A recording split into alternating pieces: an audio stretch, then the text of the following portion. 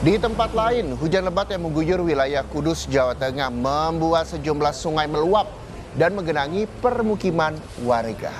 Salah satunya di Kecamatan Mejobo. Di daerah ini, hampir sebagian wilayahnya terendam banjir dengan ketinggian 50 hingga 80 cm. Ini merupakan banjir kedua selama awal tahun 2025.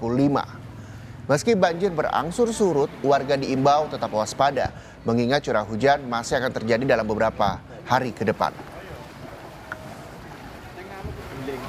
Hampir semua mas, soalnya kan wilayah daerah barat itu juga terdampak tadi malam, apalagi daerah timur sekitar Pasabrayo, sekitar 8.000 warga. Atau seperti apa? Masih pada bertahan di rumah, belum ada yang mengungsi. Kalau tadi malam itu sekitar 1 meteran ada, kalau sekarang udah mulai surut ya sekitar 50 sampai 80 mas.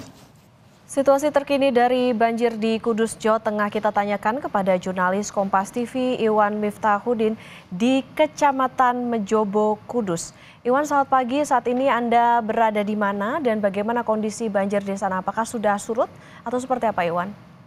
Ya, selamat pagi Okta dan saudara. Banjir yang memang terjadi sejak Kamis malam kemarin hingga hari ini kondisinya di tempat saya melaporkan, yaitu berada di Kecamatan Mejobo, ini sudah berangsur surut. Salah satunya di Desa Jojo, di mana yang salah satu terdampak cukup parah kemarin.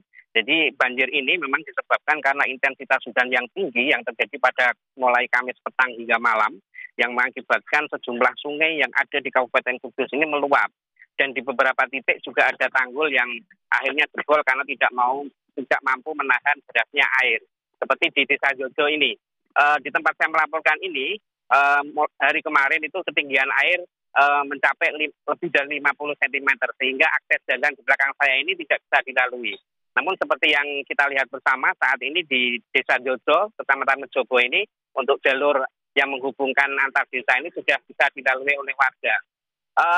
Okta, perlu diketahui memang banjir ini terjadi sudah 2 kali sejak awal tahun 2025 ini. Dan banjir ini diakibatkan memang salah satunya adalah karena sungai-sungai yang ada di Kabupaten Kudus ini sudah terjadi pendangkalan yang cukup parah.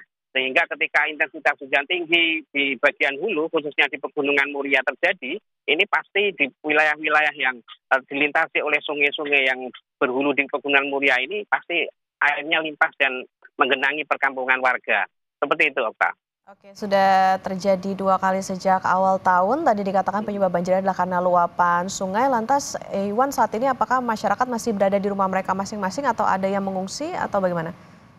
Ya, dari data BPBD Kabupaten Kudus, hingga saat ini tidak ada warga yang mengungsi. Meskipun demikian, pemerintah sudah menyiapkan posko-posko dan dapur umum di balai desa, seperti di balai Desa Jojo tempat saya melaporkan ini. Saat ini sudah ada dapur umum yang nantinya akan menyuplai warga yang saat ini sudah mulai membersihkan rumahnya dari genangan lumpur.